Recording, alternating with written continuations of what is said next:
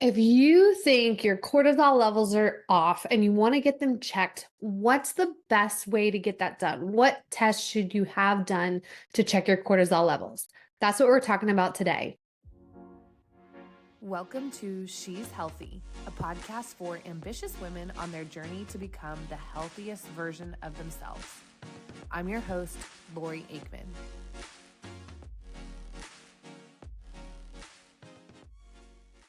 All right.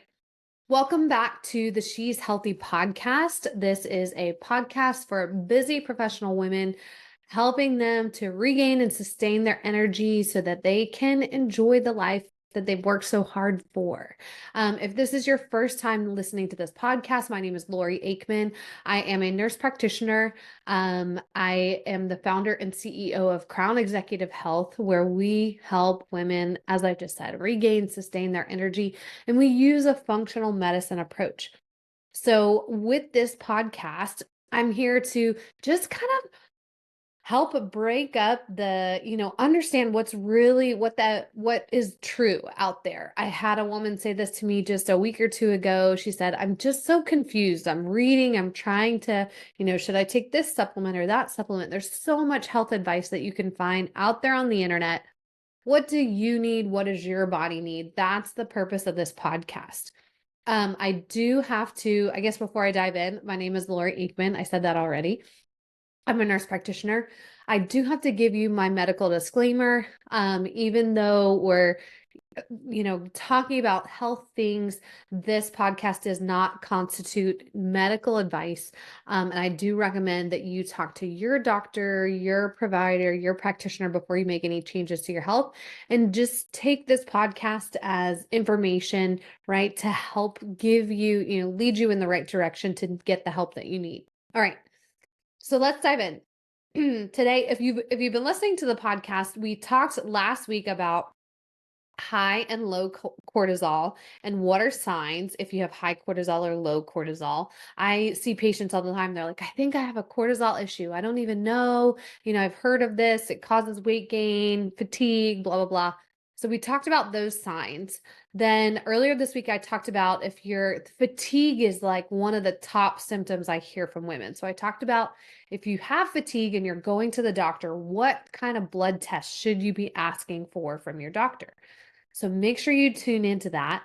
But today we're talking about, so if you do think you have a cortisol problem and you're like, "Okay, like, I'm pretty sure this is it. There's some clues here." Well, what test should you get done to check your cortisol? That's what I'm diving into today. I will tell you, so I'm diving into one of my favorite functional medicine tests. I use this test in nearly every patient that I work with. I'm going to try and break it down, make it real easy for you. It can seem a little complicated because I'm actually, if you're watching this video, so this is up on YouTube as well as all the podcast platforms. I'd recommend, if you can, hop over to YouTube and watch this, because I'm actually going to screen share today and show you guys. I apologize. I've been looking at that camera and that camera is recording today. So anyways, we're gonna go over, I'm gonna show you my test results of the test that I use, and just what types of things it's checking and why that's the best way to check cortisol. Okay. So first I have to talk about, and I talked about this last week, you can check cortisol in the blood. So sometimes I do that with patients. It's not my ideal way to do it. But getting just a blood cortisol level, you probably want to get a few other things too, as we talked about last week, but getting a blood cortisol level is a just less expensive way to check a cortisol level. And then also it's quicker, right? You can, like, you're already getting your other labs done. They can just add on a cortisol level. But as we're going to talk about, it's not the preferred way to test cortisol. And I'm going to tell you some reasons why, right? It doesn't necessarily give us a full picture and show us what's really going on. I will tell you, so we'll just go ahead and say it. The test that I prefer to use, the test that I use with all my patients and clients, is the Dutch Plus from Precision Analytical. So you can go, I think their website is dutchtest.com. You can go check it out. There's a lot of great information there for patients. And then if you are, maybe you're watching this and you're a healthcare provider and you're like getting into the functional medicine stuff, they have a ton of educational resources for healthcare providers. So just throwing that out there. So why do I like this test? So you probably have heard this before. There's a lot of other tests out there. So we need to test cortisol. One of the ways we can test cortisol is in the saliva. So that's right, your saliva, your spit. Why would we test the saliva versus what is in the blood?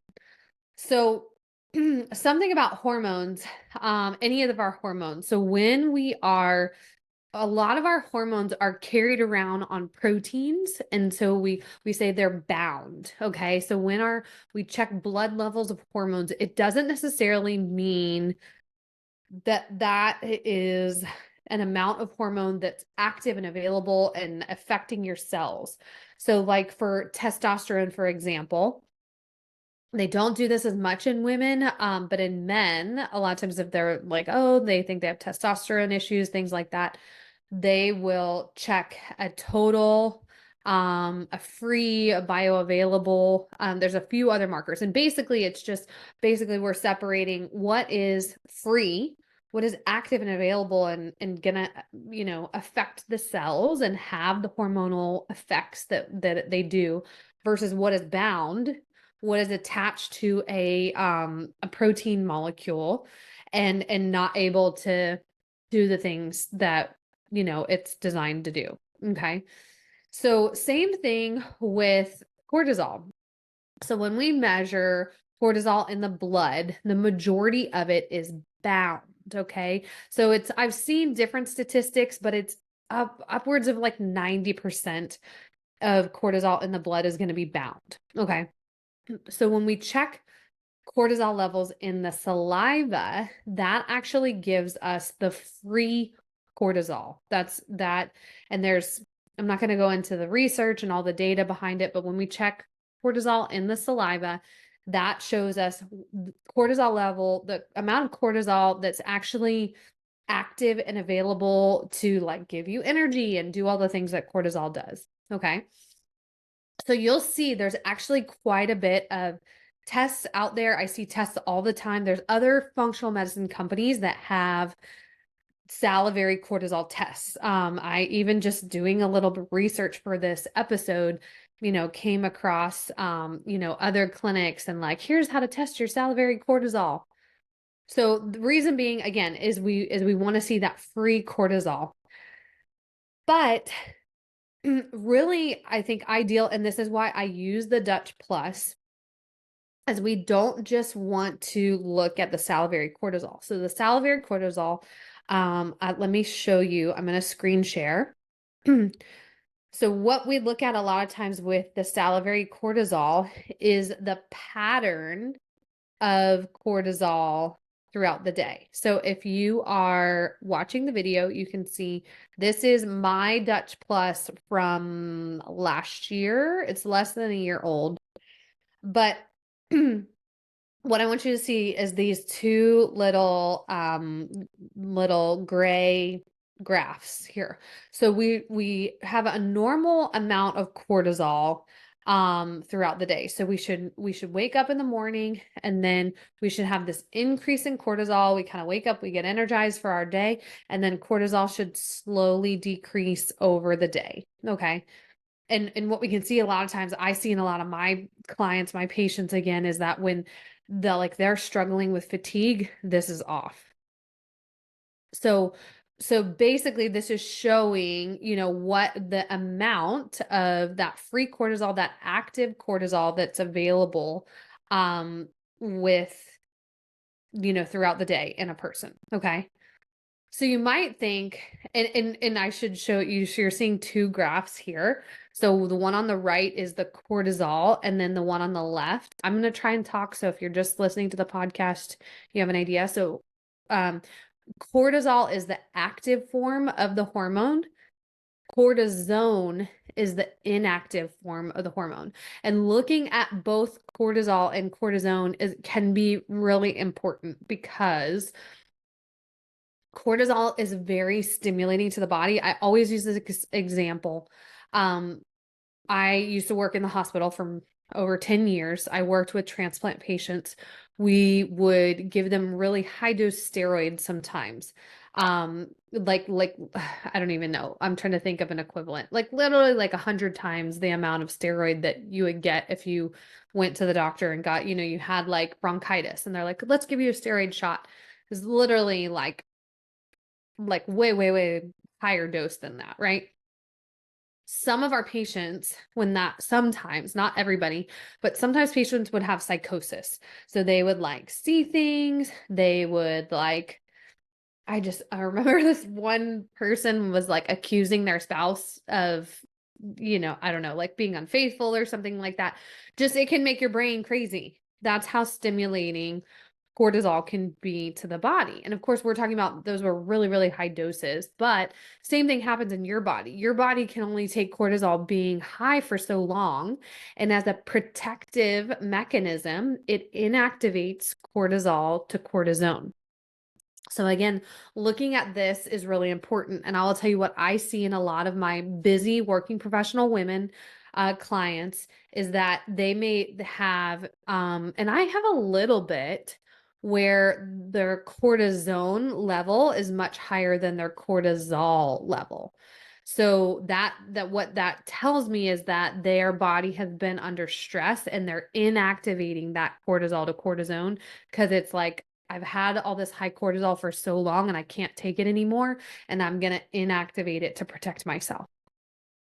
So that is why, again, and I will tell you, I have not looked into all the adrenal tests or, that are out there, but this is one of the reasons that I use this test, okay, in particular. And I will tell you, I don't make money from using Dutch. I just want to give that caveat. This is not like you should go use Dutch and use my link and I'm going to make money off of it. I'm literally just telling you what I use in practice and why I use it.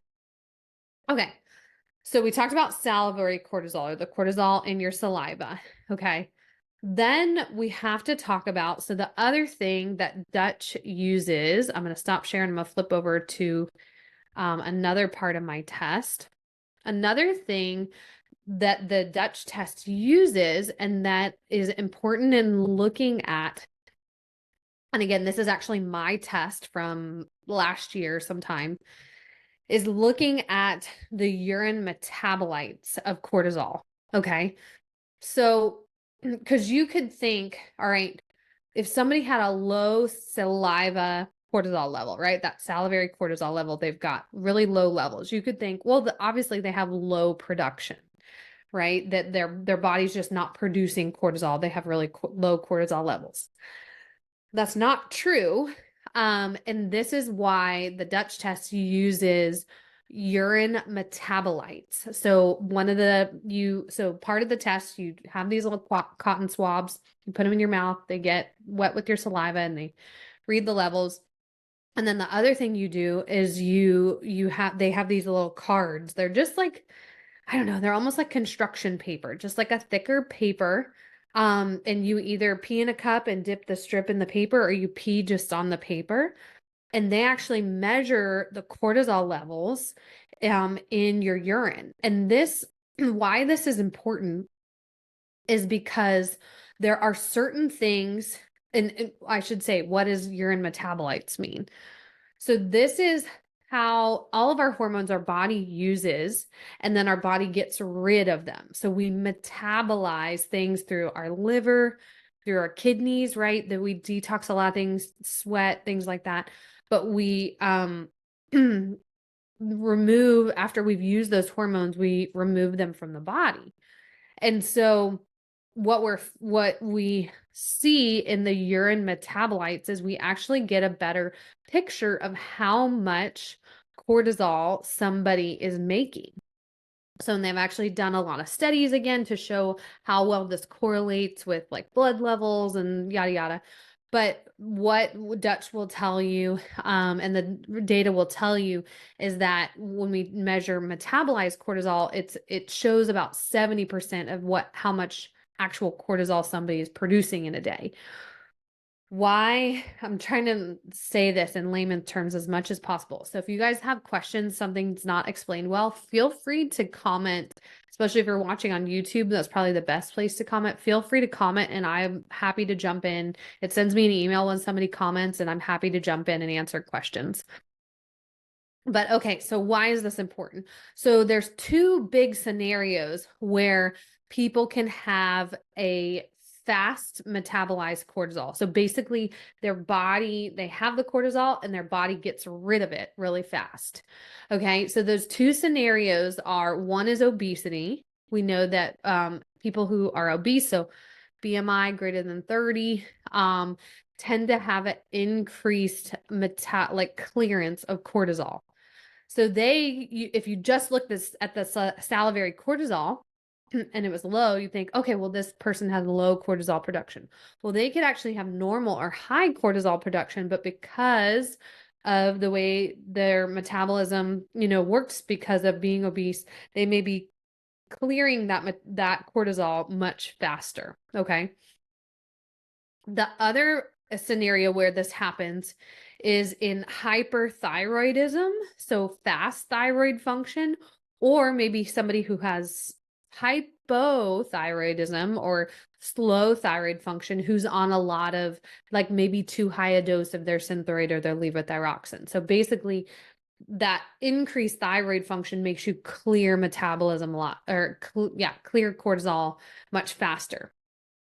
So, so I know this is like, if some of you are going to watch this and be like, okay, so this is super complicated and I just need one of these tests. Like, honestly, yes, that's my preference and that's how I choose to practice. But I guess if you take anything away from this video, if you're like super confused by everything I'm talking about, like, just going to your doctor and having them check a cortisol level in your blood isn't necessarily going to show them what's going on. It may not show the full picture. It's definitely like a place to start. And if you listen to the last podcast episode, there's other clues you can see in the blood work where, like, okay, there might be an issue with the adrenals, there might be a cortisol issue. Like, you could test that first and then have a good idea of, okay, it looks like there is. I've done that with patients, or a patient will come to me and they've already had blood work done with somebody and we're seeing clues of this. We're seeing the DHEA levels off. We're seeing the cortisol, the cortisol level, or sodium, potassium, those other things we talked about in the last episode. Then we go, okay, I think we should go ahead and do the Dutch test because we're seeing in your symptoms and in the blood test, we're seeing signs that this is a big problem. So I hope this was helpful and not too confusing. But if you are a busy, working professional woman, you're struggling with fatigue, you're struggling with weight gain, you're thinking, go back and listen to those other episodes. If you're thinking your cortisol is an issue, like, there's steps to take. Maybe then start with the blood test that we talked about on the last episode. And if there's clues that there is some adrenal issues, some cortisol issues, then moving on to something like the Dutch Plus, where they're checking, so salivary cortisol, and then the urine metabolites of cortisol, is going to give you a full picture and show us better what's going on. Obviously, you can kind of tell by this is kind of nuanced. This does take working with somebody who knows how to interpret one of these tests. And I will tell you, like, there was a steep learning curve I've been doing this for at least, I'm trying to think, at least 2 years now and like I said, I use Dutch test with majority of my patients, majority of my clients, we're doing a Dutch test. So, we're upwards of, and what is really, and I'm not even saying I'm an expert, right? They say to be an expert, it's something you need like 1,000 reps, and I'm in the hundreds probably. But I just want to give you, I'm going to stop share. Sorry. I'm just going to give you the advice of, I have worked with patients before who went to another functional provider, had a Dutch test done. Also, there's other Dutch tests that don't tell you all this. So don't go waste your money on another test that isn't going to give you all this information. But I've had people go to other providers and say, well, I did a Dutch test and all they did was tell me to like, one woman said they told her to take ashwagandha. They told her to take like omega-3s and magnesium or no, like a B complex and vitamin D or something like that. It was like, take some vitamins and hopefully you feel better. So unfortunately, like, please, I hope you're watching this video and you don't go, waste your money on getting a Dutch test with somebody who doesn't know how to interpret it and take you through a protocol so that you can get better. Because I will tell you, when my patients, when my clients have alterations like this, we're taking them through a specific targeted protocol in order to get these hormones back in normal levels again on their own, right? I'm not telling them, okay, you're going to take these supplements for the rest of their life. It is a set amount of time. They're targeted supplements, and it's getting things functioning normally again and getting your body to do what it is designed to do. So I'm not, of course, we work with busy professional women. If you are interested in having something like a Dutch test done, we do that with, again, the majority of our clients. What I'll do is put the link to book a connection call with myself or someone from the team. Also, if you go to the Dutch website, they do have like a Dutch provider directory. And so you could maybe even find somebody who's in your area, or, I don't know, find somebody that you like, that you want to use. You could find providers who do the Dutch tests and know how to interpret them from their listing. So, all right. Bigger episode today, kind of meaty. I'd love to hear your feedback, either write in the comments. You can also shoot me a message on Instagram. I'm just at Lori Aikman. And we're still going on this cortisol series. We still have a few more episodes where we're going to be talking about, well, what can we do to actually fix our cortisol levels if they are off? So I'll see you in the next episode.